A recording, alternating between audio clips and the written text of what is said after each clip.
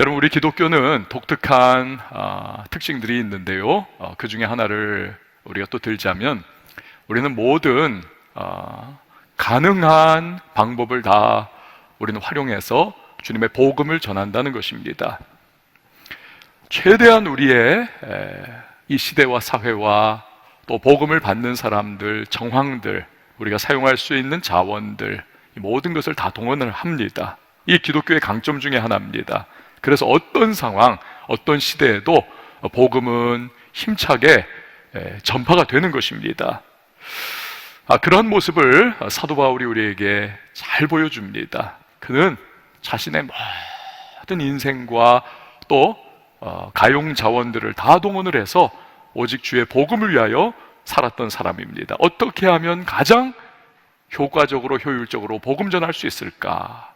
여기에 그는 초점을 맞췄던 사람이죠. 오늘 보면 1절 말씀을 보면 그러한 바울의 모습을 우리가 발견을 할 수가 있습니다. 그들이 암비볼리와 아볼로니아로 다녀가 데살로니가에 이르니 거기 유대인의 회당이 있는지라. 여러분, 로마 제국에 대해서 우리가 많은 그러한 정보를 지금까지 나누었습니다. 그들의 도로에 대해서도 우리는 말씀을 나눴던 적이 있죠. 정복한 곳곳마다 그들은 도로를 깔았습니다.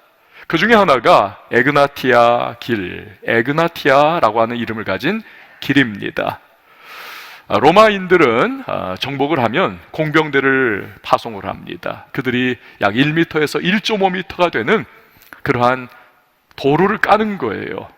웅덩이를 파고 먼저 모래를 깔고 그 위에 자갈을 깔고 그 위에 조금 더 큰 돌을 깔고 그 위에 큰 돌판들을 직접 공병대가 얻는 겁니다. 그 무게에 의해서 이 도로가 튼튼하게 다져집니다. 지금도 로마 같은 도시를 가면 여러분, 도로 중에서 그 당시에 깔았던 도로들을 지금도 활용을 합니다. 그만큼 튼튼한 그러한 작업을 했던 것이지요.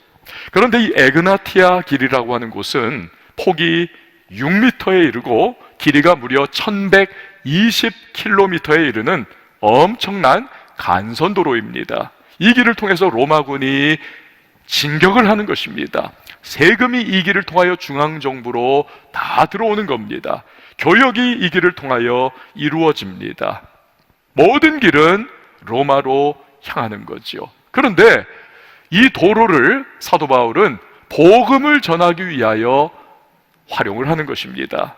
빌립보에서 출발을 했습니다. 오늘 1절에 읽었던 것처럼 암비볼리와 아볼로니아를 지나서 목적지인 데살로니가에 도착을 합니다. 데살로니가는 마게도냐 지방의 수도입니다. 거대한 도시였습니다. 핵심적인 거점 도시, 이런 곳에 내가 복음을 전하면 복음이 힘차게 뻗어나갈 수가 있겠지. 그는 전략을 짰던 것입니다. 그가 옳았습니다. 데살로니가전서 1장 8절을 보면 주의 말씀이 너희에게로부터 마게도냐와 아가야에만 들릴 뿐 아니라 하나님을 향하는 너희 믿음의 소문이 각처에 퍼졌으므로 우리는 아무 말도 할 것이 없노라. 그가 데살로니가에 복음을 전했더니 그 복음의 아름다운 소식, 데살로니가 교인들의 믿음의 소식이 각처로 그 도로를 따라 빠르게 확산했다는 것입니다. 자, 바울이 취한 또 다른 전략은 어느 곳에 가든지 먼저 유대인의 회당에 들어가서 말씀을 전하는 것이었습니다. 왜냐하면 유대인들이나 유대교에 들어온 헬라인들은 익히 성경을 알거든요. 구약 성경을 압니다.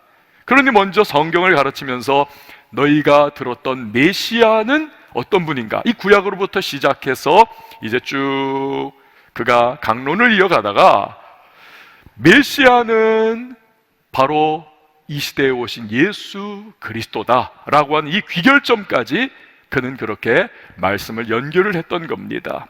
여러분, 오늘 2절과 3절 말씀을 한번 보시기를 바랍니다. 바울이 자기의 관례대로 그들에게로 들어가서 새 안식일에 성경을 가지고 강론하며 뜻을 풀어 그리스도가 해를 받고 죽은 자 가운데서 다시 살아나야 할 것을 증언하고 이르되 내가 너희에게 전하는 이 예수가 곧 그리스도라 하니. 내가 전하는 이 예수가 그리스도다. 그런 자신의 모든 방법을 통해서 그 도로를 활용하고 그 회당을 활용을 하면서 예수 그리스도의 복음을 전했던 것입니다. 여러분, 우리 역시도 모든 방법을 다 동원해서 주님의 복음을 전해야 하는 것입니다. 복음을 전하는 방식도 중요합니다. 물론 길거리에서 팻말 들고 예수 천당 불신지옥 그렇게 외치는 것도 간혹 가다가 가뭄에 콩나듯 어떤 사람은 믿을 수도 있겠죠. 그러나 말 그대로 간혹 가다갑니다. 여러분, 전도에 있어서, 바울에 있어서 프로페셔널 중에 프로페셔널, 선수 중에 선수, 바울이 아닙니까? 이 바울은 어떻게 복음을 전했는가? 그는 전도 대상자의 관심사항부터 시작을 합니다. 아까 말씀드렸던 구약을 풀어주면서 그들의 관심의 초점을 이끌어가다가 예수 그리스도에게로. 여러분, 우리가 복음을 전할 때 누구에게인가 전도를 하고 싶을 때는 그 사람의 관심사항으로부터 시작을 하는 것이 지혜입니다. 이 사람이 무슨 고민을 가지고 있는가? 이 사람이 지금 인생의 문제가 무엇인가? 이 사람이 직면하고 있는 어려움이 무엇이고 갈등하는 그러한 내용은 무엇인가? 그러려면 우리가 그들에게 시간을 많이 내어 드려야 되겠죠. 정성을 쏟아야 되겠죠. 때로는 물질이 필요할지도 모릅니다. 이런 때 같으면 마스크라도 한 장 선물을 하면서 대화의 물꼬를 트는 그러한 모습이 필요하기도 하겠지 않겠습니까? 여러분, 사람들은 코로나19에 감염되지 않기 위해서 어떻게든 마스크를 챙기고 쓰고 있지 않습니까? 그러나 자신이 이미 죄에 감염이 되어 있다는 사실, 그 죄가 나를 영원한 멸망으로 이끌어가고 있다는 사실에 대해서는 대다수가 신경을 쓰지 않고 있습니다. 부지런히 손에 묻어있는 바이러스를 제거하기 위해서 손소독제를 쓰고 정말 손이 부르트도록 그렇게 거칠거칠해지도록 비누칠을 하고는 하지만, 그러나 죄를 씻어내는 방법은 알지 못합니다. 그래서 여기에 우리가 모든 방법을 다 동원을 해서 바울이 전한 것처럼 십자가에서 죽으시고 부활하신 예수 그리스도를 전해야 하는 이유가 여기에 있는 것입니다. 그 예수에게만 구원이 있고 그 예수에게 영원한 생명의 길이 있기 때문인 것입니다. 여러분, 아멘이십니까? 이게 목표입니다. 이 부분을 전하기 위해서 우리가 시간도 내고 정성도 들이고 때로는 물질도 우리가 활용을 하면서 그렇게 복음을 전하는 거지요. 우리가 복음을 전하면 두 가지의 반응이 일어납니다. 4절 말씀을 보면 바울이 복음을 전했을 때 이렇습니다. 그 중에 어떤 사람 곧 경건한 헬라인의 큰 무리와 적지 않은 귀부인도 권함을 받고 바울과 실라를 따르나, 그러나 유대인들은 시기하여 저자의 어떤 불량한 사람들을 데리고 떼를 지어 성을 소동하게 하여 야손의 집에 침입하여 그들을 백성에게 끌어내려고 찾았으나, 여기 보면 첫 번째 반응은 경건한 헬라인들은 많이 믿더라는 것입니다. 여러분, 여기서 경건한 헬라인은 이방인이었지만 유대교로 들어온 사람을 경건한 헬라인, 관용적인 표현을 쓰는 겁니다. 그들이 복음을 듣자 반응을 하더라는 것입니다. 많이 복음을 받아들였다. 그러나 그곳에 거주하고 있던 바울의 동족인 유대인들은 복음을 극렬하게 반대를 하더라는 것입니다. 왜냐하면 유대인들에게 있어서 그들의 메시아과는, 바울이 전하는 메시아와는 여러분 연결이 안 되는 겁니다. 유대인의 메시아과는 지금 로마의 제국의 통치하에 우리가 살아가고 핍절하게 고통을 받고 있지만, 어느 때 메시아가 나타나면 그가 무너진 다윗의 장막을 다시 일으켜 세우고 그 왕가를 다시 재개하며 로마 제국을 타도하고 우리로 하여금 전 세계를 다스리는 위대한 제사장 국가로 우리를 다시 회복시킬 것이다. 이게 메시아 대망 사상입니다. 여기 꽉 사로잡혀 있는 이 유대인들에게 있어서 바울이 전하는 메시아는 들어오지를 않아. 아니, 이것은 절대로 받아들일 수 없는 거부와 배척의 대상이 될 수밖에 없습니다. 저주받은 십자가의 죽음, 무기력한 피 흘림, 이 메시아가 될 수 없는 것입니다. 게다가 다시 살아나셨다. 이성과 합리성과 그들의 경험에 있어서는 납득이 안 되는 것입니다. 그러니 바울을 핍박하며 저것은 이단이다 라고 그렇게 배척할 수밖에 없는 것이지요. 그러면 어떻게 헬라인들은 복음을 받아들였을까요? 바울은 데살로니가전서 1장 4절과 5절에서 그 해답을 말을 하고 있습니다. 하나님의 사랑하심을 받은 형제들아, 너희를 택하심을 아노라. 이는 우리의 복음이 너희에게 말로만 이른 것이 아니라 또한 능력과 성령과 큰 확신으로 된 것임이라. 현란한 말솜씨 때문에 그들이 납득당한 게 아니라는 겁니다. 웅변적인 어떠한 바울의 논리학과 철학적 구조를 띠고 있는 설교 때문에 그들이 설득당한 것이 아니라는 것입니다. 오직 한 가지, 유대인들은 배척하고 유대인들을 절대로 거부할 수밖에 없는 십자가에 달려 죽으셨고 부활하신 예수 그리스도의 복음이 전해질 때 그 복음 안에 역사하는 성령의 능력이 이 사람들을 변화시켰다는 것입니다. 성령의 능력이. 여러분, 우리가 누군가에게 복음을 전하려고 할 때에 우리가 먼저 기도해야 될 이유가 거기에 있습니다.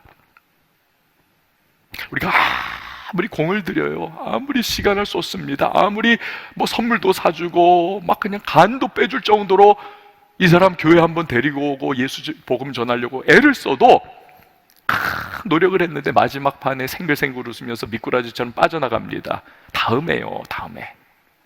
분통이 터지죠 막. 그러면서 자괴감이 들어요. 내가 이 정도밖에 안 되나. 그게 아니라는 것입니다. 어눌하게 전해도, 부족해도 내가 그걸 전하고 나서 교회 한번 갑시다, 예수 믿으세요. 근데 말을 제대로 못해요. 그래서 돌아서 가지고는 집에 가면서도 내가 왜 이 정도밖에 못 되나 하면서 막 괴로워요, 마음이. 그런데 나중에 들려오기를 당신 때문에 예수 믿었어, 이런 이야기가 들려온다는 거죠. 어떤 사람은 어눌하게 내가 복음을 전했는데 그거 들으면서 눈물을 흘리면서 그 자리에서 예수 믿는 사람을 경험하지 않습니까? 여러분, 설교도 그렇습니다. 진짜 토요일까지 설교를 거의 완벽하게 준비를 했다. 이젠 자신이 있다. 밤에도 잠을 잘 자요, 느긋하게. 이제 다 준비 따놓은 당상이니까, 은혜 받는 거는. 그런데 주일날 설교를 하는데, 그 자신감으로 설교를 하는데 먹혀들질 않습니다. 냉랭합니다. 튕겨나옵니다, 말씀들이. 말도 막 꼬이면서 이게 안 돼요. 헤매다가 끝나는 절망감. 여러분, 설교자의 그 마음을 아십니까? 근데 어떤 토요일은 너무너무 설교가 한 주일 동안 안 돼요. 준비가 너무 괴롭습니다. 토요일 밤 12시, 1시, 2시, 3시까지도 막 정말 이게 안 돼요. 안 풀려요. 그래가지고는 너무 괴로운 마음으로 잠깐 눈 붙이고 이제 교회를 오는 그 길, 너무 설교 준비가 안 됐고 막 구조도 막 내용도 너무 허술하고 엉망진창이어서 정말 설교 좀 안 했으면, 어디서 차가 와가지고 내 차 좀 받았으면, 병원에 좀 실려갔으면, 크게는 안 다치고 그냥 좀 찰과상 정도로 알리바이만 형성돼서 설교 안 할 수 있을 정도면. 그런데 그런 마음 가지고 올 때는 꼭 차들이 다 피해가요. 그래서 무사히 왔습니다. 그러면 하여튼 도살장 끌려가는 것처럼 서가지고 설교를 하는데 이상합니다. 주님 도와주세요. 그 마음이 간절해가지고 설교를 하는데 이 어눌한 설교, 부족한 설교에 성도님들이 은혜를 받고 눈물을 흘리고 이 설교를 통해서 정말 인생이 힘을 얻는다는 그러한 반응이 나올 때 우리가 할 수 있는 고백은 한 가지, 이건 하나님이 하셨습니다. 성령께서 하시지 않은 거라면 이건 달리 설명의 방법이 없는 겁니다. 여러분, 물론 우리가 전도할 때 말솜씨가 좋으면 금상첨화겠죠. 그런 사람이 몇 명이나 있겠습니까? 준비를 많이 해야죠.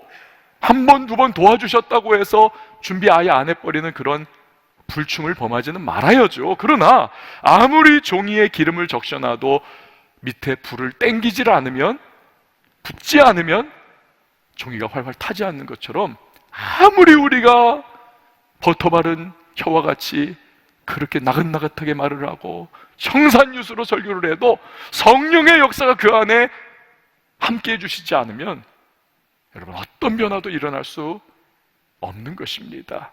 그러나 우리가 부족해도 성령의 도우심과 능력이 겸손하게 그 은혜를 사모하며 전할 때에 역사가 그 안에 담겨 있기만 하다면 놀라운 변화의 은혜가 나타날 수가 있는 것입니다. 그걸 믿기에 기도하는 것이죠.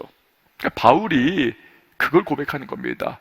성령의 능력으로 너희가 변화를 받았다는 겁니다. 성령의 능력. 그런데 유대인들은 바울을 대적해요. 불량배들을 매수해가지고 돈 몇 푼 지어주고 야야야 소요를 일으켜, 까닭없는 소요를 일으킵니다. 야손이라는 사람의 집에 쳐들어옵니다. 새로 믿게 된 이 헬라인 야손이 자기 집에 바울 일행을 드렸거든요.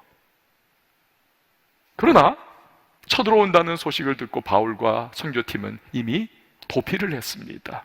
그래서 어떤 일을 합니까? 6절에서 7절 보면 발견하지 못하매 야손과 및 형제들을 끌고 읍장들 앞에 가서 소리질러 이르되 천하를 어지럽게 하던 이 사람들이 여기도 이르매 야손이 그들을 맞아들였도다. 이 사람들이 다 가이사의 명을 거역하여 말하되 다른 임금 곧 예수라 하는 이가 있다 하더이다 하니, 이 당시 데살로니가에는 5명의 자치관들이 행정을 다 총괄을 했었습니다.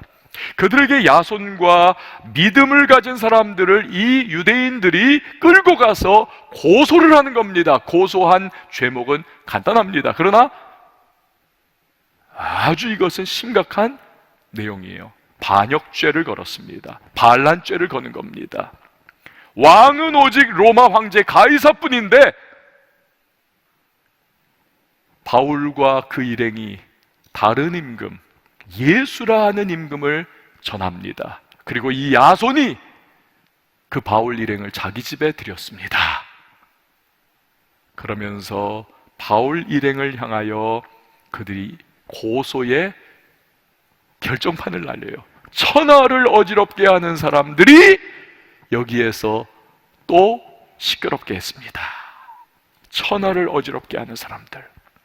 여러분 여기 좀 연세가 조금 있으신 분들, 저하고 비슷하거나 그 위에 계신 분들이 옛날에 아주 재밌게 봤던 그런 영화가 있을 겁니다. 스파르타커스라고 하는, 기억나십니까? 이게 단순히 이게 여러분 상상력의 산물이 아닙니다. 이건 역사적인 사실이에요. 고증을 거쳐서 만든 겁니다.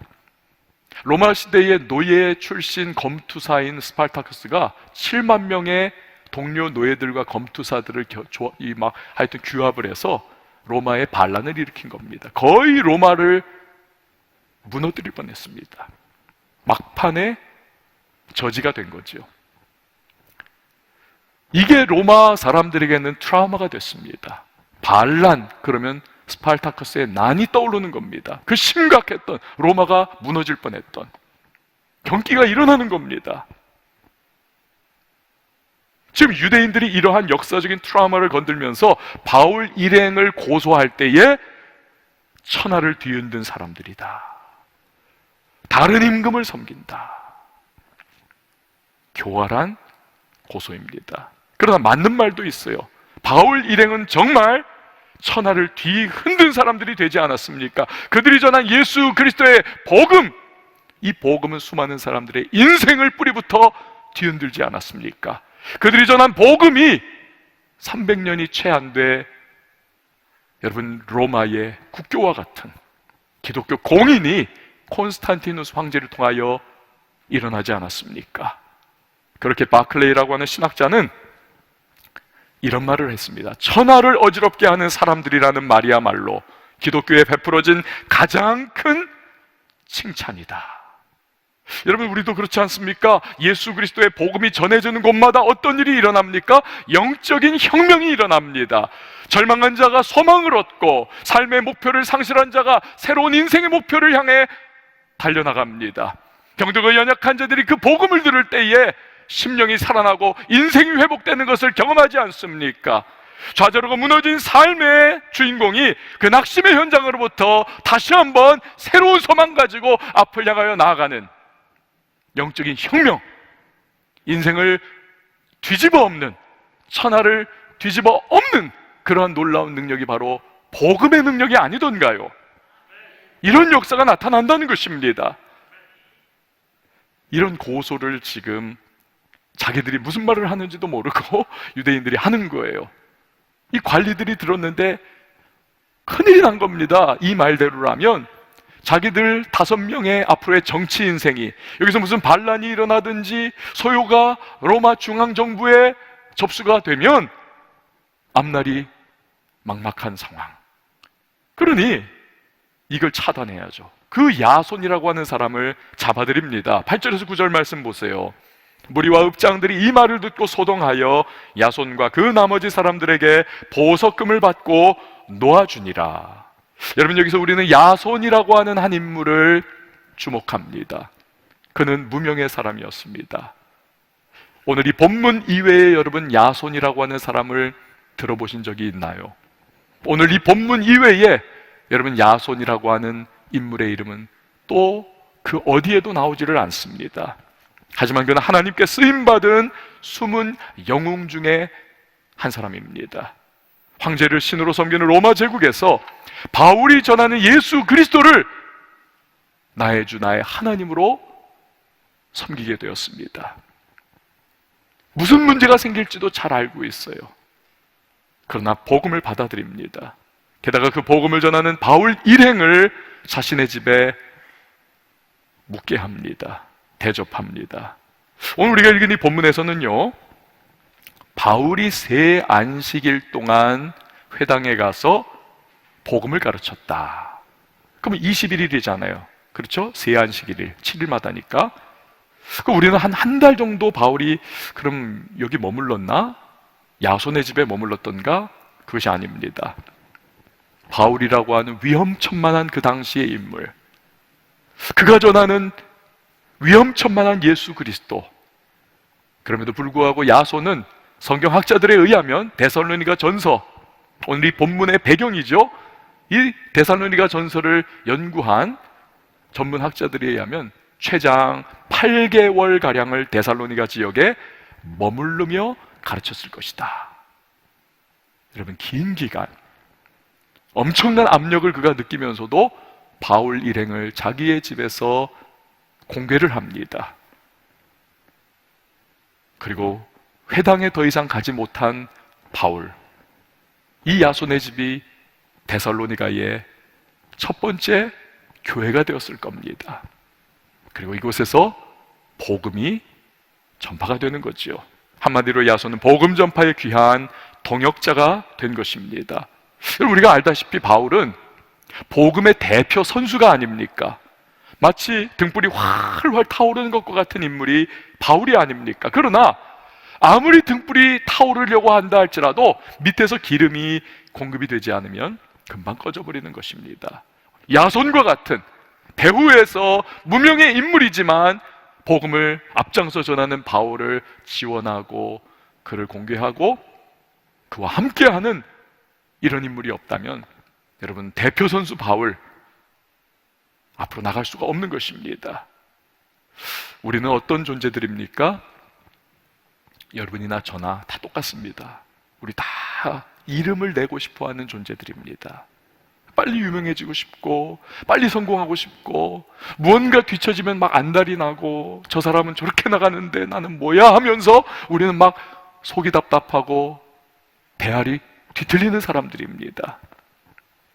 그래서 심지어는 사고도 우리는 칩니다. 여러분, 이번에 성착취 동영상을 올려가지고 대한민국을 완전히 뒤집어 엎었던 이 박사방이라고 하는 그러한 그 인터넷 사이트에 25살 먹은 청년 운영자. 여러분, 이게 인간의 할 짓입니까?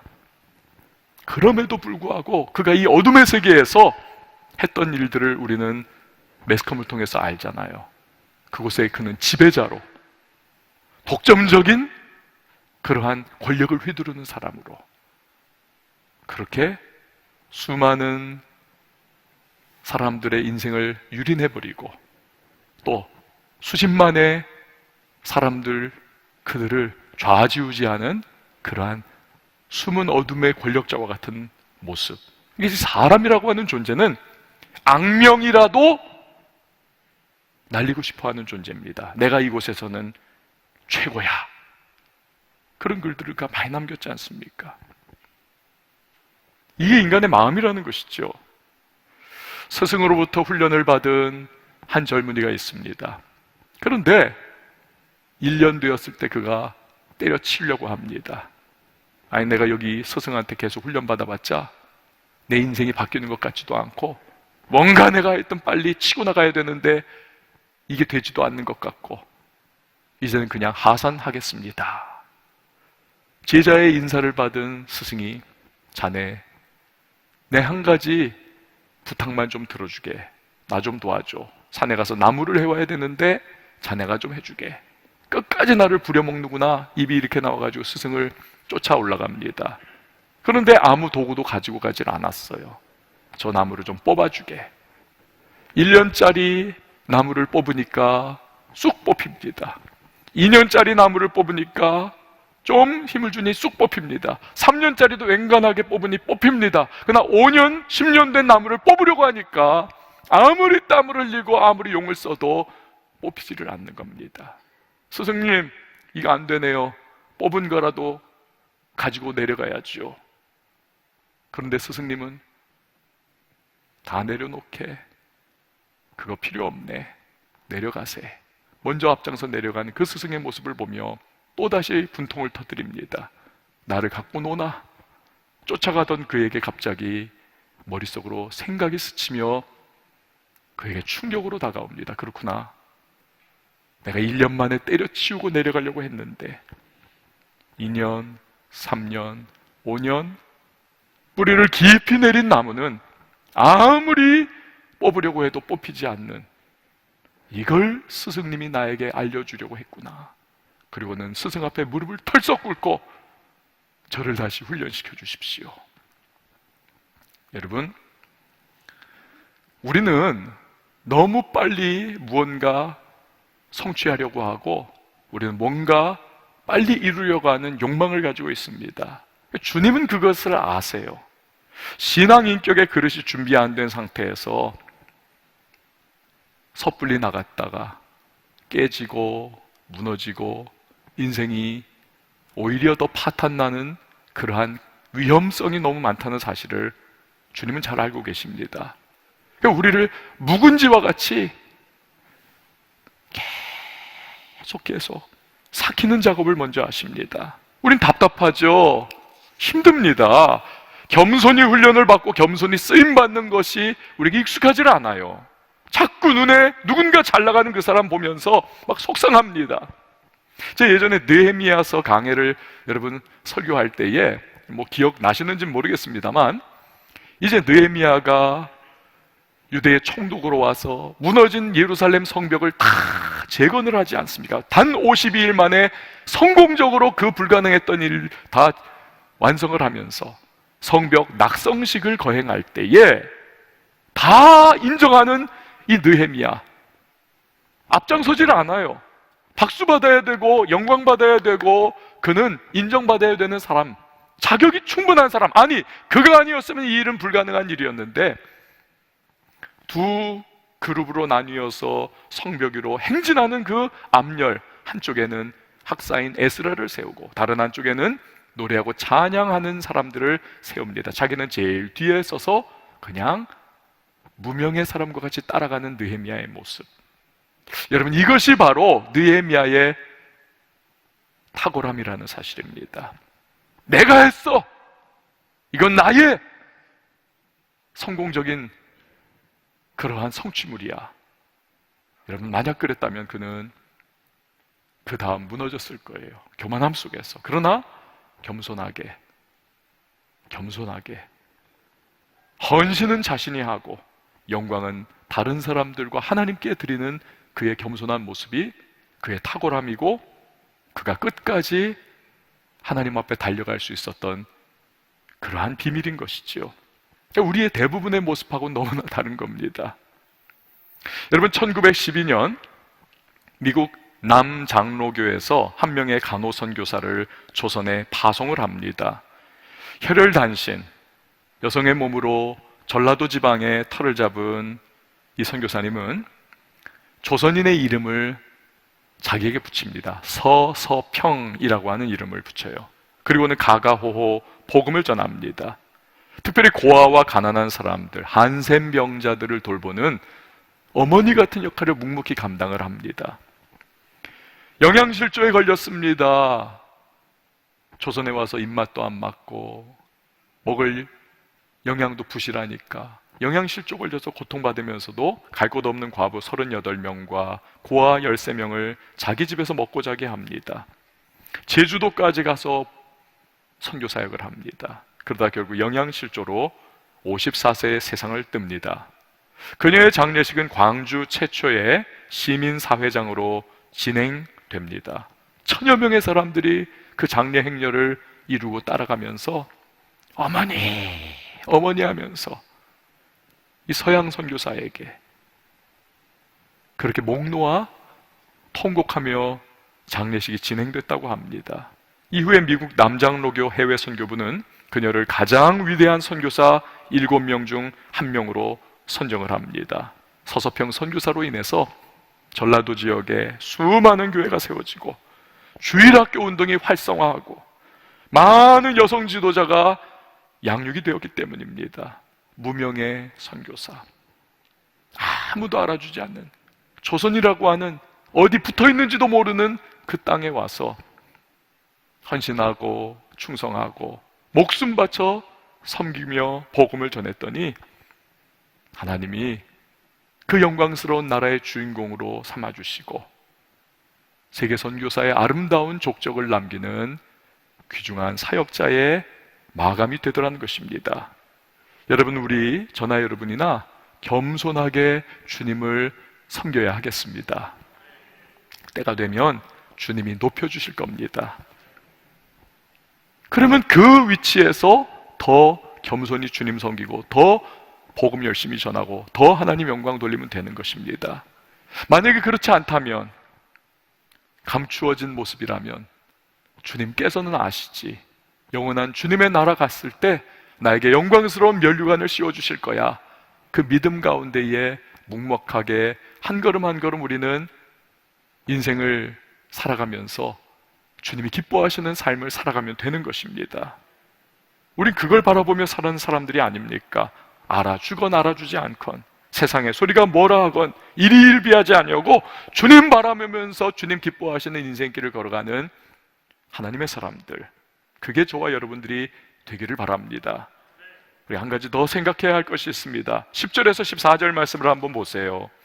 밤에 형제들이 곧 바울과 실라를 베레아로 보내니 그들이 이르러 유대인의 회당에 들어가니라. 베레아에 있는 사람들은 데살로니가에 있는 사람들보다 더 너그러워서 간절한 마음으로 말씀을 받고 이것이 그러한가 하여 날마다 성경을 상고하므로 그 중에 믿는 사람이 많고 또 헬라의 귀부인과 남자가 적지 아니하나 데살로니가에 있는 유대인들은 바울이 하나님의 말씀을 베레아에서도 전하는 줄을 알고 거기도 가서 무리를 움직여 소동하게 하거늘 형제들이 곧 바울을 내보내어 바다까지 가게 하되 실라와 디모데는 아직 거기 머물더라. 데살로니가에 있었던 유대인들의 방해, 그래서 한밤중에 바울과 사람들이 도피를 해서 베레아로 왔습니다. 그랬더니 유대인들이 베레아까지 쫓아와가지고는 데모하고 너 죽인다 하면서 방해하고 그렇게 핍박을 하더라는 겁니다. 그래서 베레아에서도 도피를 해서 결국에는 바닷가로 와서 배 타고 아덴, 오늘날의 아테네로 그가 복음의 발걸음을 옮깁니다. 계속되는 핍박과 박해로 인해서 어느 한 곳에 진득하니 있을 수가 없는 거예요. 인간적으로는 분통 터졌을 겁니다. 육체의 피로도는 얼마나 가중됐겠습니까? 쉴 수 없는 쫓겨다니는 그 인생, 고달프지요. 그러나 여기에 하나님의 반전이 있습니다. 무엇입니까? 산불이 날 때 여러분, 바람이 강력하게 불면 그 산불은요, 속도가 자동차 타고 가는 것보다 더 빠르게 번져갑니다. 유대인들이 계속 방해하고 핍박하고 그를 쫓아다니니까 도피하고 복음 전하고 또 도피하고 복음 전하고, 이리 가서 복음 전하고 저리 가서 복음 전하는 그 바울의 고달픈 인생이었지만, 그러나 그에 비례하여 복음은 더 빠르게 전 세계를 향하여 확산하여 나가더라는 것입니다. 그리고 15절 말씀 보세요. 바울을 인도하는 사람들이 그를 데리고 아덴까지 이르러 그에게서 실라와 디모데를 자기에게로 속히 오게 하라는 명령을 받고 떠나니라. 즉, 여러분, 바울은 성격상요 독점적인 사람이어가지고 남에게 사역을 맡기질 못하는 사람입니다. 다혈질에다가 아주 직설적이면서 이건 내가 안 하면 안 돼. 그러나 환경이 그를 그렇게 만들질 않습니다. 데살로니가 갔더니 도망쳐 나와야 됐죠. 근데 도망쳐 나오면서 디모데를, 타겟은 자기이기 때문에 디모데를 거기에 남겨두고 네가 양육해라, 네가 복음 더 전해라. 베레아에 왔더니 베레아에까지 쫓아서 유대인들이 핍박하러 옵니다. 또 도망을 칩니다. 그러면서 신라를 남겨뒀고 네가 베레아는 담당을 해라, 네가 복음 전하고 네가 양육해라. 이 동역의 방법을 통해서 복음이 더 불일도 확산이 되더라는 것입니다. 평안했었으면 절대로 그런 일이 일어나지 않는 것입니다. 이게 하나님의 방법이었다는 것이죠. 사랑하는 여러분, 상황이 내 뜻대로 돌아가지 않는다고 해서 낙심하지 마십시오. 실망하지 마십시오.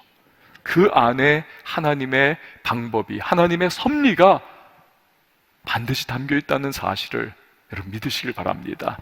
선하신 하나님의 섭리. 우리는 코로나19 때문에 지금 다 그냥 여기저기 얼마나 힘듭니까?